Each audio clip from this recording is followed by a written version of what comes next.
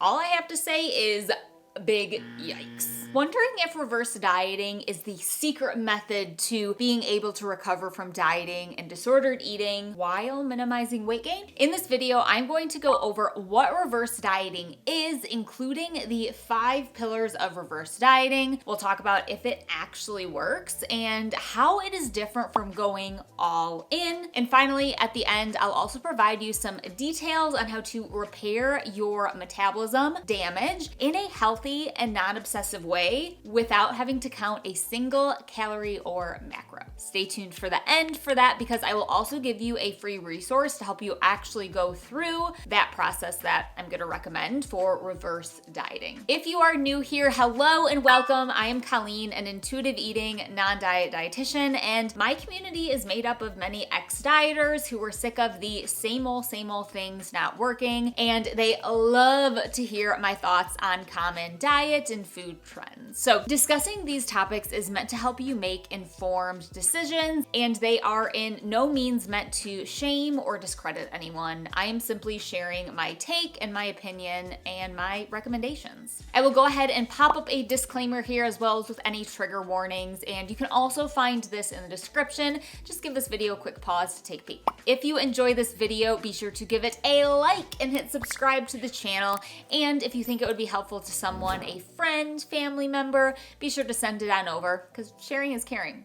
I can't wink. All right, let's dive in. First off, let's cover what reverse dieting is. So a quick overview of reverse dieting and how does it actually work. Reverse dieting is a strategy that is used to optimize your metabolism after a period of restrictive eating, like in prep for a bodybuilding competition or after going on a diet. The big idea is to have a careful increase in your food intake over time so that your metabolism, which may be stunted because of the restrictive dieting, so that it can rev back up. Essentially, when we restrict food for prolonged periods of time, our metabolism, which is how much energy our bodies burn, it can slow down. And this is what some people call metabolic damage. Reverse dieting is simply one specific tactic that is reported to fix it. And even though it is called reverse dieting, it is still a diet. Reverse dieting originally comes from the bodybuilding world, and though it's recently gained popularity among those who have a history of yo-yo dieting and disordered eating, and also for period recovery. This is much more up my alley as an ex-dieter myself, who for a long time I didn't have my period.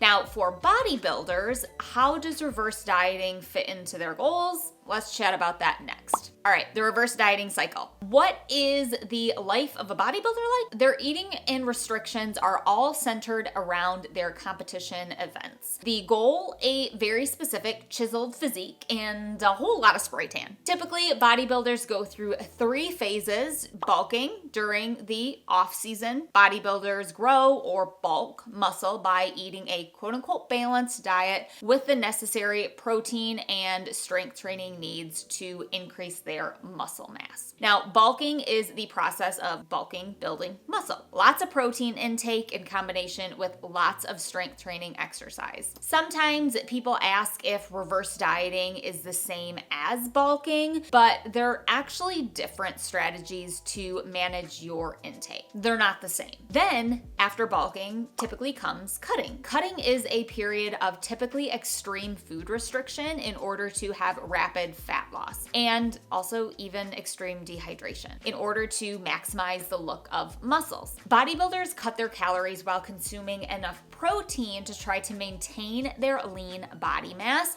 but break into their fat stores for energy to produce a competition-ready low body fat. Next is typically reverse dieting. Following a competition, bodybuilders will reverse diet by slowly increasing their food portions while continuing to strength train. This grows the body's ability to gain muscle mass while also trying to minimize fat loss. Now, reverse dieting helps the metabolism to rev back up after that cutting phase. Finally, rinse and repeat typically. Then if they want to compete again, they go back to the beginning of a cycle. Bulking, then cutting, then reverse dieting. Reverse dieting has recently become much more popular thanks to the work of Lane Horton, PhD. The thought is that if one slowly and incrementally adds calories over time, they will be able to maintain their fat loss and lean body mass. Now, we know how reverse dieting fits into the bodybuilding lifestyle, so let's dive a little bit deeper into what it actually is. Now, there are 5 main pillars to reverse dieting, and the 5 pillars of reverse dieting are,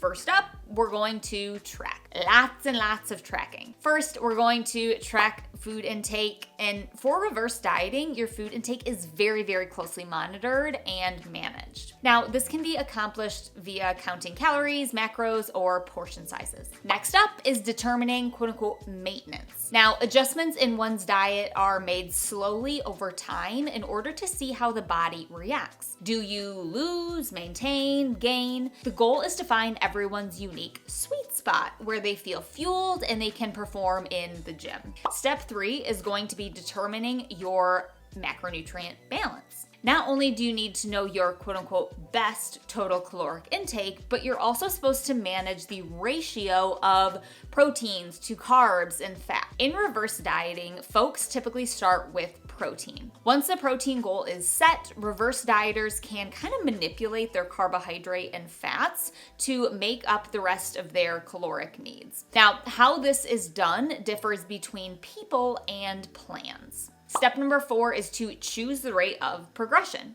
Once you determine your starting point, it's time to decide on how many calories to add at a time. Some people will increase faster than others, and many people typically add about 50 to 150 calories per week to their typical baseline intake. Now, this could be as simple as a little more food at each meal or an extra small snack each day. Step number 5 is to monitor progress and adjust as needed. So with the information gathered about your intake, as you learn about your body and its metabolism, you can work to monitor your progress in your workouts, your energy that you have throughout the day. The goal is to hit that sweet spot where you are energized and you can fuel your workouts. Honestly, reverse dieting kind of reminds me of that TV show, The Price is Right. Do you know what I'm talking about?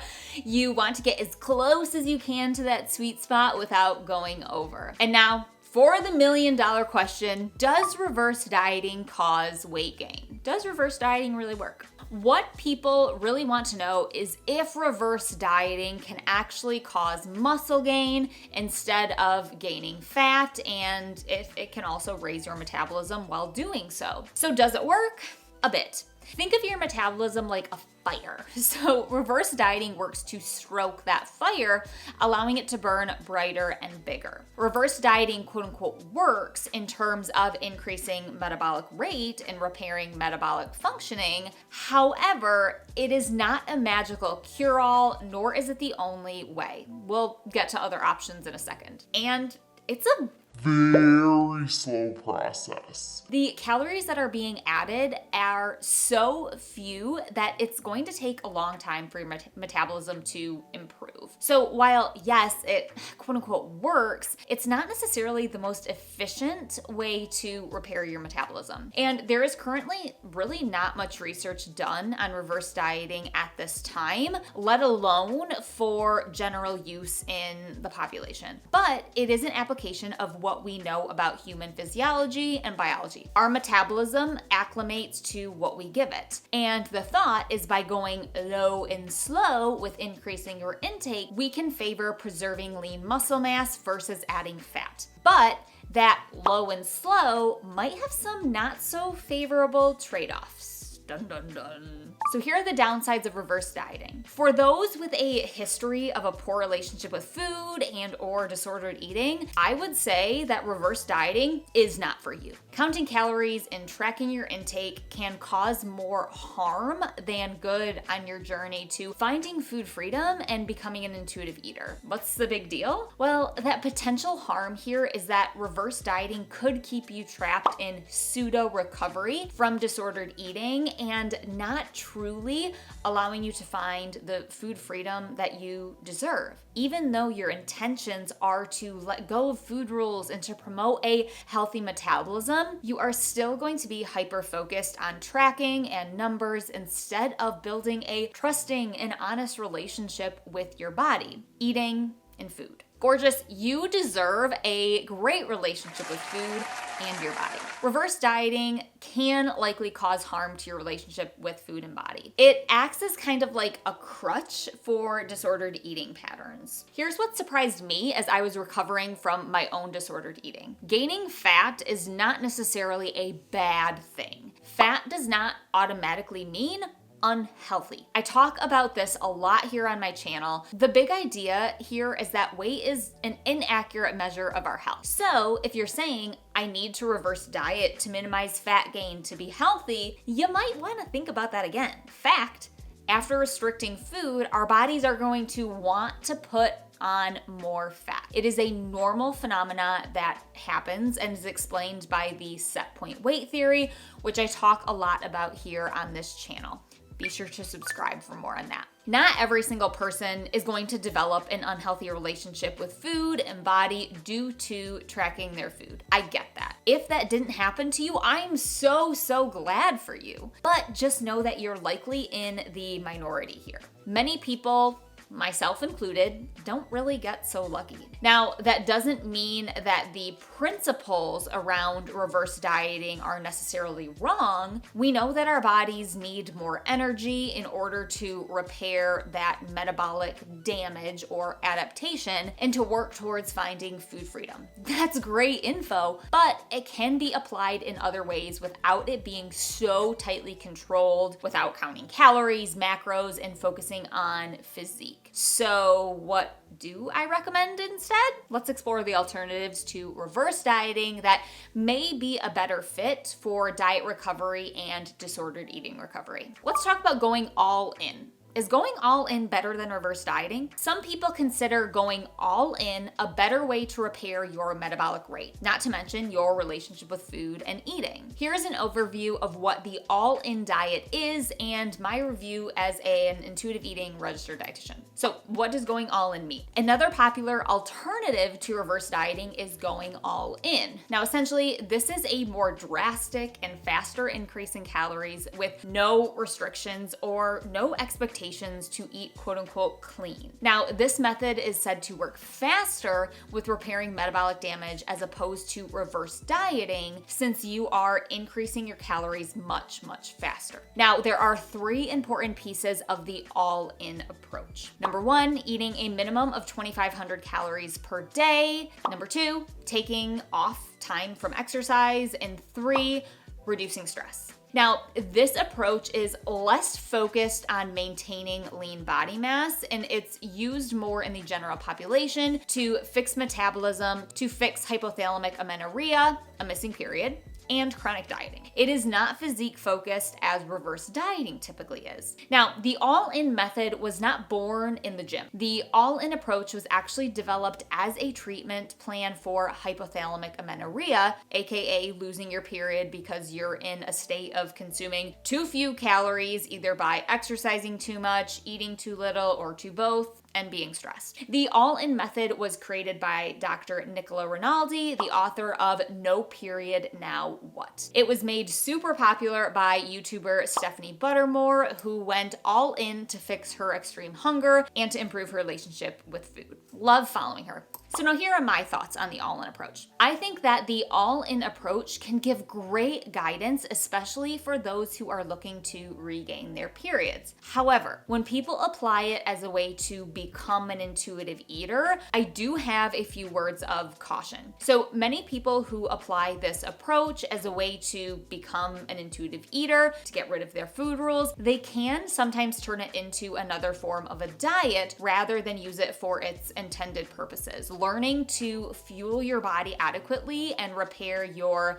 biological functioning. Misusing the all-in approach, they can sometimes turn it into the donuts and ice cream and pizza diet because that's what they think it quote unquote should look like. And in case you're about to get upset, let me state it very, very clearly. It is important to allow yourself to eat the donuts, the ice cream, and the pizza, and really any foods that you've been restricting and that you've been obsessing over. 100%. And as you get started with giving yourself permission to eat these foods, you are likely going to want to eat them in larger amounts at first. This is totally normal. Allow yourself to eat and enjoy them. The issues that arise are twofold. So firstly, when people hear, okay, just eat more and eat more of the donuts, they typically just do that. Eat the previously off-limits foods and stop there without also focusing on body attunement, which is a huge piece of intuitive eating. Now, this will likely lead someone to a place where they're now eating all of the things that they have never really allowed themselves to before, which, yay, that's a win, but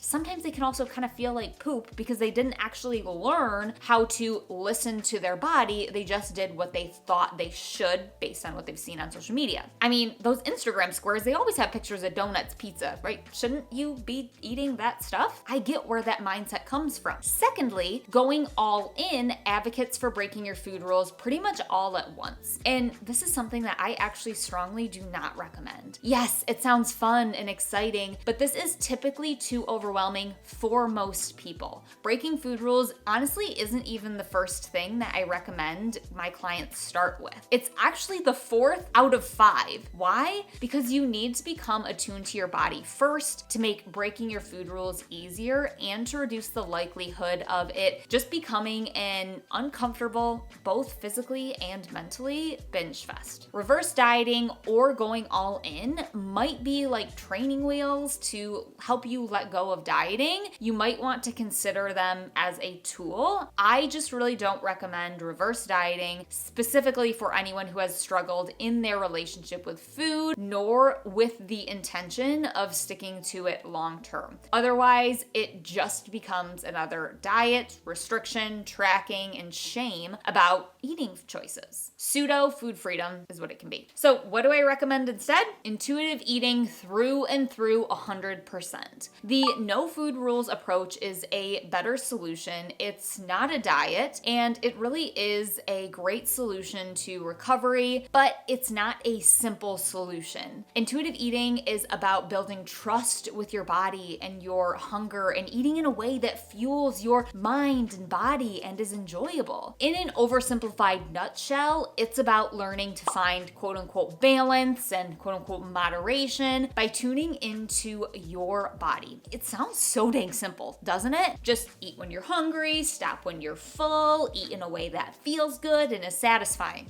right? Friends, this is far easier said than done. As an ex-fellow dieter, I know that there is a lot of nuance to this, but the skills to listen and to trust your own body are so worth learning. So here are the steps to recovering from disordered eating that I recommend so that you can recover your period if you need to, and your mental and physical health, and say good riddance to restrictive diets once and for all. So here are the 5 steps to recover from dieting. As an intuitive eating dietitian, these are the steps that I walk my own clients through to recover their metabolism and life after chronic dieting. So the goal here is to make peace with food, let go of weight loss goals, and to learn to eat in a way that feels good emotionally and physically. For chronic dieters, these are huge changes and they take time. Baby steps are key and absolutely okay. We are all unique individuals with different relationships with food, and we may need to also move at different speeds through these steps, and that's okay. Just take it one step at a time, then another,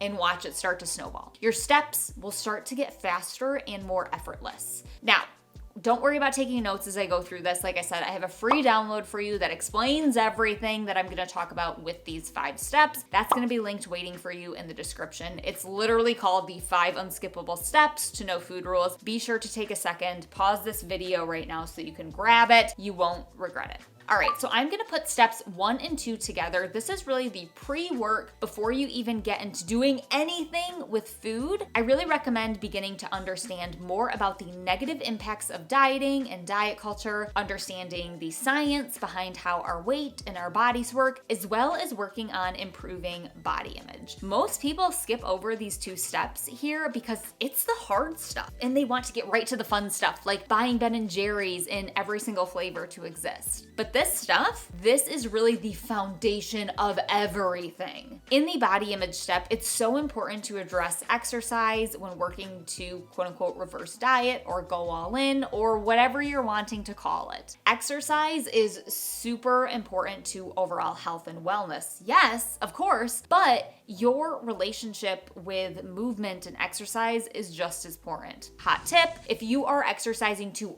earn your food, your relationship with exercise could probably use some help. Now, how do I recommend improving your relationship with exercise? By taking a break from it if you need to. A break is likely needed for you if you feel guilt, stress, or anxiety around not moving your body, or that you would need to eat differently on days where you didn't move. Personally, I took a few months off from exercising when I was working to quote unquote reverse diet or reverse the damage that my food rules had done, which not only allowed me to more easily get my body back to a state of being fueled, but it totally improved my relationship with movement. When I took time off, I was able to realize that I didn't need to earn my food. I refocused on the positive reasons to movement, such as increased energy, joy, and also stress relief. It taught me how to allow myself to rest again. And not only can learning to rest prevent injuries, but if we don't take time to rest our bodies, we will continually break into our muscle stores because we're not getting enough energy from food to fuel that exercise. Allowing for rest and eating enough gives our body the time to heal and time to restore our muscle stores since they are depleted after times of famine, which chronic dieting is and following food rules are. That's how your body sees them anyway. I also have another YouTube video that goes into more detail on how to develop a healthy relationship with exercise, so I will link that. Be sure to add it to your watch list. So what do you do if you're not moving? While you're taking time off from exercise, I'd recommend focusing on other areas of health and well-being. This could be stress management, your sleep routine, working on maybe going to therapy, feeling your feelings, developing a journaling routine. All of those things can be a great way to refocus your energy, especially if you're saying, I do this for stress relief, or I'm doing this for my health. Just trying to refocus that while you give your body time to rest. Okay, so step 1 and 2 we covered. Now step 3 is to allow yourself to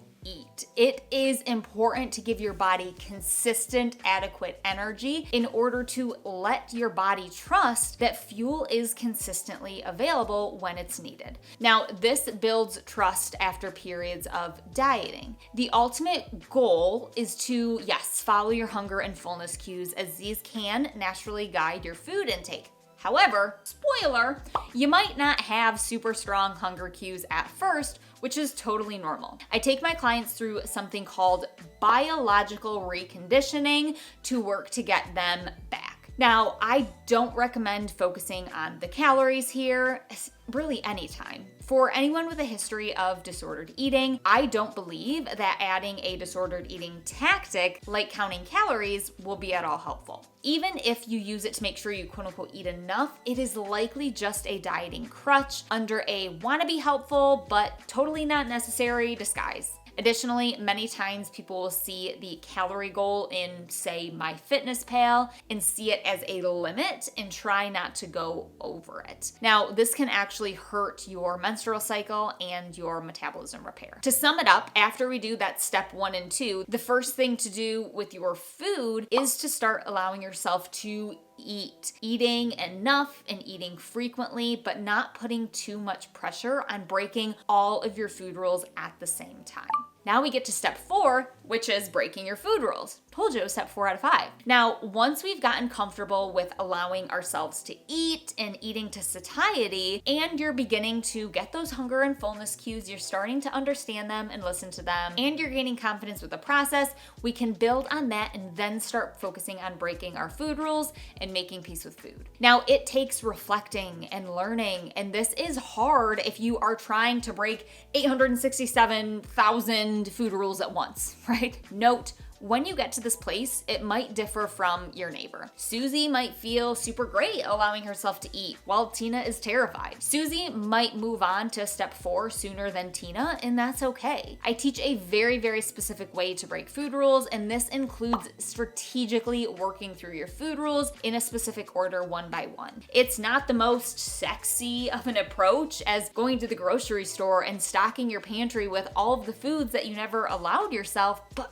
man, it works, you guys. It's sustainable and it won't overwhelm you. And isn't that what we all want? The reason for this approach is to prevent overwhelm and the all or nothing thinking that a lot of us have reminiscent from dieting. To sum it up, breaking your food rules after allowing yourself to eat enough overall food and doing it in a stepwise process is the way to go. Now, step 5 is refocusing on gentle nutrition and finding joyful movement again. In this step, it's really where you're taking everything full circle. Many people worry that if they give up their strict diets and food rules, they'll immediately become unhealthy. And that's just not true. And as an intuitive eater with no food rules, nutrition does play a role. It's just that while you're working on step 3 and step 4 that I talked about, it kind of takes a backseat. But does it come back into the picture? Absolutely. If it doesn't, you're not actually eating intuitively. It is one of the 10 principles of intuitive eating. We need to leave this focus until towards the end so that you can get back into it without a diety mindset. In terms of movement, this is where you may begin to add back in or focus on movement. You learn to focus on what feels good to you mentally and physically, and learn to separate it from what it may or may not do to your physique. You finally learn to find the joy in movement again, and it's no longer punishment for what you ate or a way to earn your food.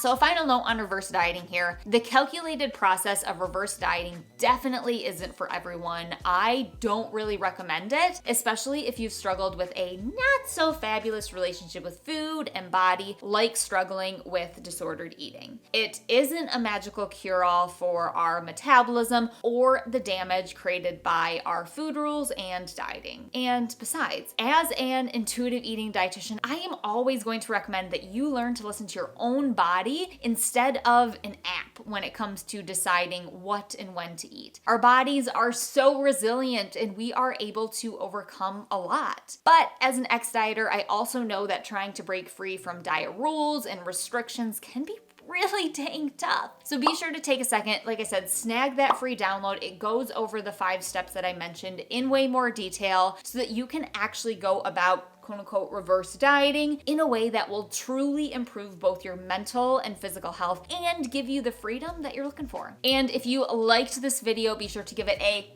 thumbs up and hit that subscribe button so you're subscribed to the channel to learn more about living a life with no food rules. And if you think this video might be helpful to someone in your life, send it on over to them. The more the merrier. Thank you so much for watching today, and I hope you learned something, and I will see you back in another video. See you later.